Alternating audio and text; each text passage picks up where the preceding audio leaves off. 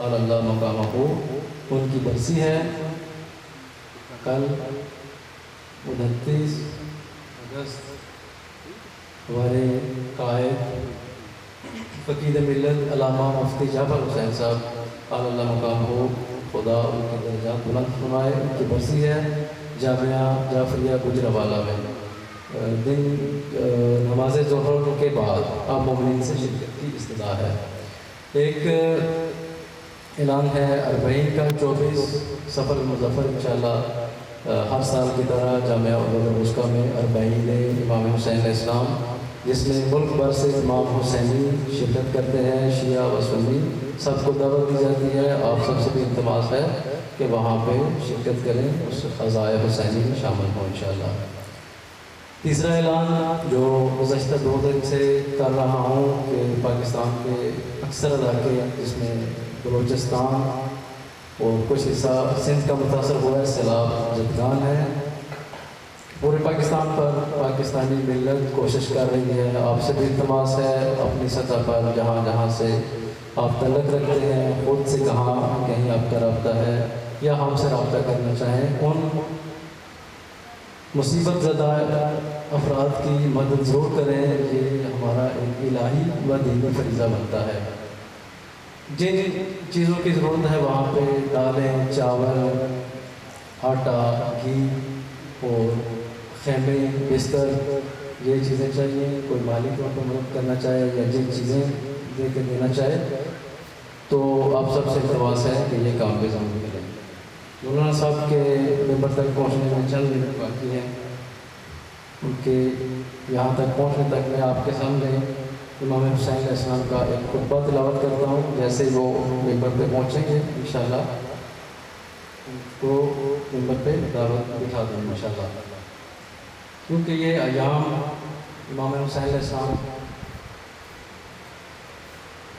کے ساتھ منسوب ہیں۔ سال بھر ہم ذکر امام حسین علیہ السلام کرتے ہیں، لیکن ان مجالس میں شعراء اپنا کلام پڑھتے ہیں اور ذاکرین بھی شعراء کا کلام قصیدے پڑھتے ہیں، اور امام حسین علیہ السلام کا وہ کلام نورانی ان ممبروں سے بہت کم پیش کیا جاتا ہے۔ چند لحظے کے لیے یہ خطبہ جو امام حسین علیہ السلام نے مکہ میں خطاب فرمایا میں آپ کے سامنے تلاوت کرتا ہوں۔ بسم اللہ الرحمن الرحیم۔ اللہم صلی علی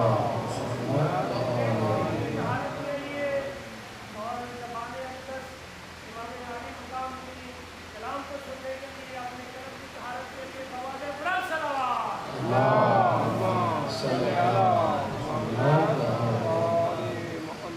امام فرماتے ہیں الحمدللہ وما شاء اللہ ولا قوة الا باللہ وصلی اللہ علی رسولہ حتی الموت علی ولد آدم محدد القلادہ علی جید الفتادہ وما اولاہا الى اسلاف اشتیاق یعقوب الى یوسف وخیر لی نسران انا الى فیہ انی بعصالی تقطعها سنان الفلوات بین النواویز وکربلا فیملا منی تراشا جرفا واجلبها سعبا لا محیص انجم خط بالقلم رضا اللہ ورضانا وعلى أهل بيت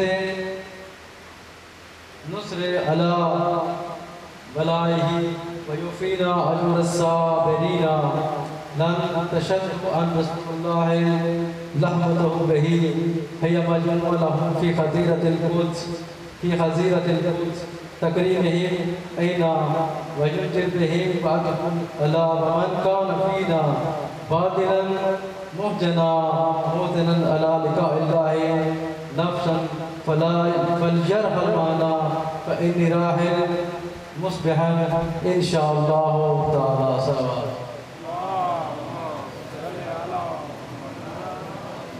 یہ ایک بڑی کتاب ہے موسوعۃ کلمات الامام حسین علیہ السلام، جس میں امام حسین علیہ السلام کی زندگی میں جو امام نے خطبات دیے، جو خطوط لکھے، وہ سب موجود ہیں۔ اس کا ایک حصہ یہ چھوٹی کتاب ہے جس کا نام ہے خطبات، فرمودات و مکتوبات امام حسین علیہ السلام از مدینہ تا کربلا، جو مدینے سے لے کے کربلا تک امام حسین علیہ السلام نے خطبے دیے، جو خطوط لکھے کوفہ، بصرہ، شام، یہ ان خطوط کا مجموعہ ہے جن میں سے میں نے ایک خطبے کی تلاوت کا شرف حاصل کیا۔ میں بھی ترجمہ اپنے سامنے بیان کر دیتا ہوں۔ اب سب سے التماس ہے کہ کم سے کم کربلا کے اوپر ایک کتاب کا ضرور مطالعہ کریں۔ خصوصاً بہتر یہ ہے کہ جو امام حسین علیہ السلام کا اپنا کلام ہے وہ پڑھیں اور اس کے ذریعے سے سمجھیں کہ کربلا ہمیں کیا پیغام دے رہی ہے، عاشورہ ہمیں کیا پیغام دے رہا ہے۔ اس میں امام حسین علیہ السلام فرما رہے ہیں الحمدللہ وما شاء اللہ ولا قوت الا باللہ، تمام تعریفیں اللہ کے لیے ہیں، وہی ہوتا ہے جو خدا چاہتا ہے، اللہ کے سوا کوئی قدرت کارگر نہیں رکھتا۔ درود و سلام محمد و آل محمد پر۔ انسانوں کے لیے موت اسی طرح لازم کر دی گئی ہے جس طرح کہ ایک دوشیزہ کے گلے پر گردن بند کا اثر لازم ہوتا ہے۔ مجھے اپنے اسلاف اور اجداد سے ملاقات کا اتنا ہی شوق ہے کہ جتنا شوق حضرت یعقوب علیہ السلام کو حضرت یوسف علیہ السلام سے ملنے کا تھا۔ یہ اس وقت کا خطبہ ہے کہ جب امام علیہ السلام مکہ سے نکل رہے تھے۔ مکہ میں یہ خطاب ہے امام کا۔ امام فرماتے ہیں کہ میری قتل گاہ، امام خود مکے میں بیان فرما رہے ہیں کہ میری قتل گاہ معین ہو چکی ہے، پہلے سے بیان فرما رہے ہیں کہ میری قتل گاہ معین ہو چکی ہے، جہاں میں پہنچ کے رہوں گا۔ گویا میں خود دیکھ رہا ہوں کہ صحرا اور بیابان کے بھیڑیے، یہ امام یزیدی لشکر کی جانب اشارہ کر رہے ہیں۔ امام فرما رہے ہیں کہ یہ جو یزیدی لشکر ہے اس کی طرف اشارہ کر کے فرما رہے ہیں کہ میں یہ دیکھ رہا ہوں کہ صحرا اور بیابان کے بھیڑیے سرزمین کربلا اور نواویز کے درمیان میرے جسم کے ٹکڑے کر کے اپنے بھوکے پیٹ اور اپنے حالی تھیلے بھر رہے ہیں۔ خدا کے لکھے سے فرار ممکن نہیں۔ جس بات سے اللہ راضی ہوتا ہے ہم اہل بیت بھی اسی سے راضی ہوتے ہیں۔ ہم اس کے امتحان اور اس آزمائش پر صبر کریں گے اور وہ ہمیں صابروں کا اجر عنایت فرمائے گا۔ یہ رسول اللہ صلی اللہ علیہ وآلہ وسلم اور ان کے جگر گوشوں کے درمیان جدائی ممکن نہیں ہے، بلکہ بہشت بری میں ہم ساتھ مل کے اکٹھے ہو جائیں گے، جنہیں دیکھ کر پیغمبر اکرم صلی اللہ علیہ وآلہ وسلم کی آنکھیں ٹھنڈی ہوں گی اور آپ صلی اللہ علیہ وآلہ وسلم ان سے کٹے ہوئے ان سے کیے ہوئے وعدہ کو پورا کریں گے۔ اب آگے امام فرما رہے ہیں کہ جان لو، یہ امام کا پیغام کسی ایک فرد کے لیے نہیں بلکہ آنے والی قیامت تک آنے والی نسل کے لیے ہے۔ امام جعفر صادق علیہ السلام کا فرمان ہے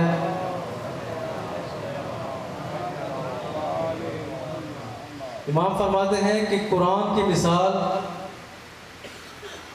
بالکل سورج کی روشنی کی طرح ہے کہ جس طرح سورج ہر دن ایک نئی روشنی لے کے آتا ہے۔ کل بھی سورج روشن تھا اور صبح بھی سورج روشن ہوگا، لیکن کل بھی روشنی دے رہا تھا، صبح بھی دے گا، یعنی ہر نسل کے لیے ایک نئی روشنی لے کے آتا ہے۔ اسی طرح قرآن کریم ہر امت کے لیے، ہر نسل کے لیے پیغام لے کے آ رہا ہے۔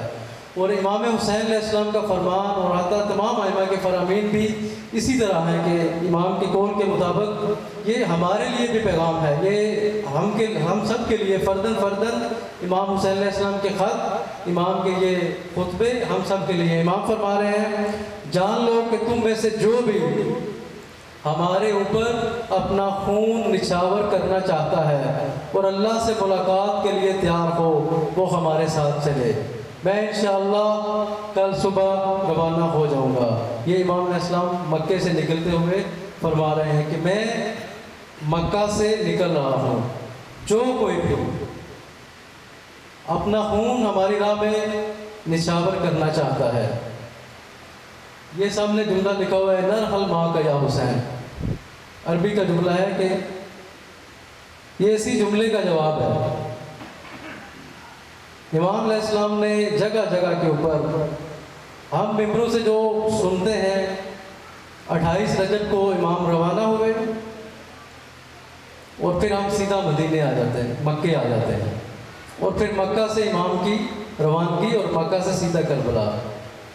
28 رجب کو امام علیہ السلام وہاں سے نکلے،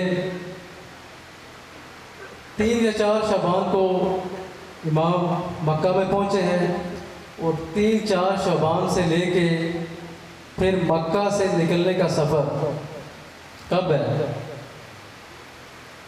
کب ہے؟ امام کب نکلے مکہ سے؟ 8 ذی الحج کو۔ اب سنتے ہیں نا کہ احرام بندھا ہوا کھول کے نکلے، کتنا عرصہ بنتا ہے؟ شعبان سے لے کے شعبان، رمضان، شوال، ذیقعدہ اور پھر ذی الحج، یعنی 4 مہینے امام علیہ السلام نے مکہ میں قیام کیا۔ تحریک کا آغاز کہاں سے کیا تھا؟ مدینے سے نکلے نا۔ 4 مہینے امام نے قیام کیا، اور امام وہاں سے بصرہ والوں کو بلا رہے ہیں، کوفہ والوں کو خط لکھ کے بلا رہے ہیں، حرم میں روزانہ نماز پڑھ رہے ہیں، مختلف علاقوں میں خطوط لکھے حرم میں نماز پڑھتے ہیں، اور وہاں پہ دعوت دے رہے ہیں سب کو۔ یہ ہم سب سنتے ہیں نا کہ امام کی آواز کے اوپر لوگ نہیں آئے، لوگ وہاں پہ حج کرتے رہے۔ تو جو بھی امام کی تحریک میں شامل ہونا چاہے، امام کا ساتھ دینا چاہے، آج تک امام کی صدا جاری ہے۔ حل من ناصر کا استغاثہ آج بھی بلند ہے۔ امام آج بھی ہم کو بلا رہے ہیں کہ اس راستے کو جو زندہ کیا ہم نے، اس دین کو بچایا، اس راہ پہ چلتے ہوئے اپنا خون نچھاور کرنے کے لیے ہے کوئی ہمارے ساتھ چلنے والا؟ ہے کوئی حق کے اوپر اپنی جان نچھاور کرنے والا؟ ہے کوئی اس راہ میں خون بہانے والا؟ فرد کو امام علیہ السلام کا یہ دعوت نامہ ہے۔ امام پہلا خطبہ جو ولید کے دربار میں دیا تو یہ اپنی صفات پہلے بیان فرمائی، فرمایا کہ ان اہل بیت نبوہ، ہم اہل بیت نبوت کے اہل بیت ہیں، ومادن رسالہ، رسالت کی کام ہے۔ پھر بتایا کہ ملائکہ کا آنا جانا ہے ہمارے گھر پر، اور پھر یزید کی صفات بیان کی۔ اگر یزید کی صفات والے افراد آج بھی حاکم ہوں تو امام کہہ رہے ہیں اگر یزید جیسا فاسق انسان حاکم بن جائے تو اسلام کی فاتح پڑھ لینی چاہیے۔ نشانیاں بیان فرما رہے ہیں امام، یزید رجل فاسق، یزید فاسق ہے، شارب الحم، شرابی ہے، شراب پیتا ہے، مولن بالفسق، کھلے عام گناہ کرتا ہے، کھلے عام فسق و فجور کرتا ہے۔ آج ہمیں یہ نشانیاں نظر نہیں آتی ہیں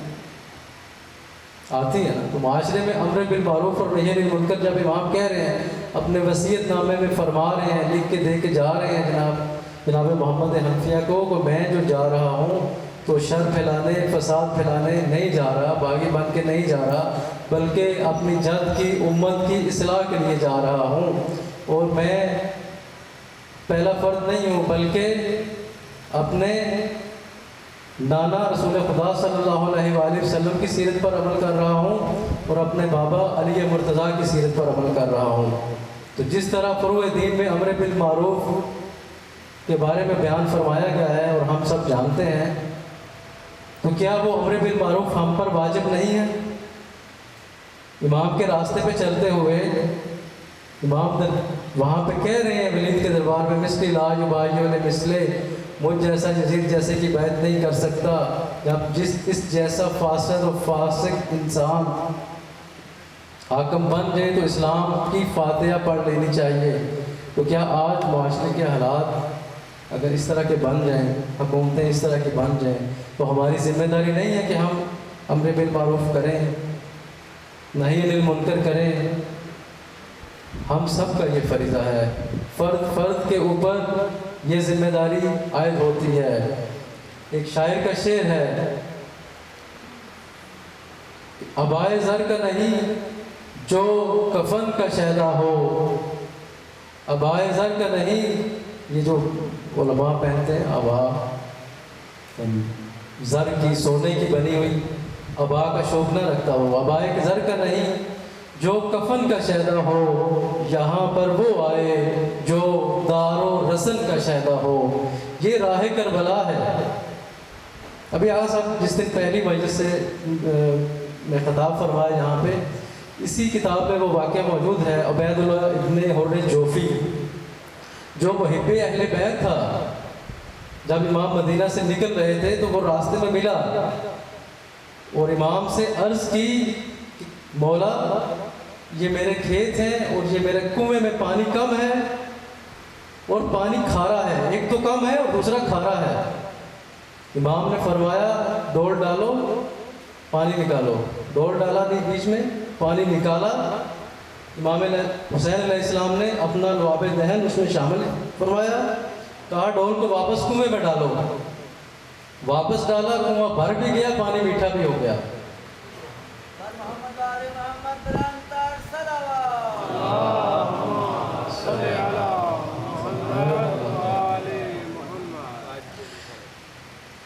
لیکن پھر امام نے کیا کہا اس سے؟ کیونکہ اس نے صرف اپنی حاجت کی برابری چاہیے امام سے، جو اپنی حاجات کی طلبی تھی، اپنی حاجت تھی، صرف اس کی طلب تھی، حاجت پوری ہو گئی۔ امام کہاں جا رہے تھے؟ امام قیام کر کے جا رہے تھے، وقت کے حاکم کے خلاف، یزید کے خلاف تحریک کا آغاز کیا اور قیام کے لیے جا رہے تھے۔ تو کیا امام کا ساتھ دیا؟ امام مدینے سے بلانا شروع کیا نا امام نے لوگوں کو، کیا امام کا ساتھ دیا؟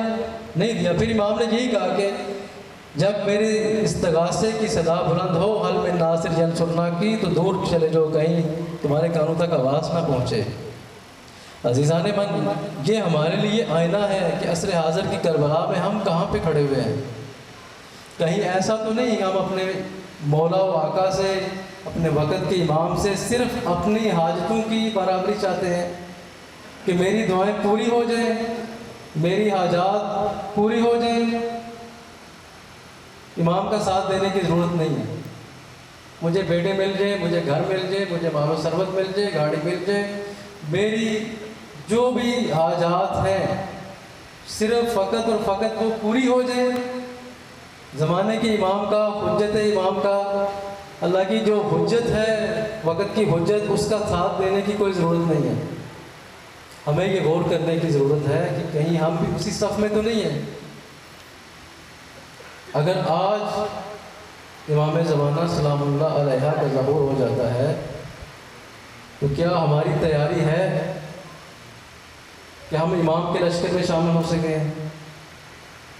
امام ہم سے نصرت چاہتے ہیں۔ امام حسین علیہ السلام بھی تو کیا چاہ رہے تھے؟ نصرت چاہ رہے تھے نا۔ اسی عبید اللہ ابن حر جوفی، اس طرح کی بہت سی مثالیں ہیں۔ مدینہ میں بھی لوگ تھے، محبت کرنے والے تھے، مکہ میں بھی حاجیوں کی کثیر تعداد موجود تھی، محبت کرنے والے تھے، کوفے والے بھی محب تھے۔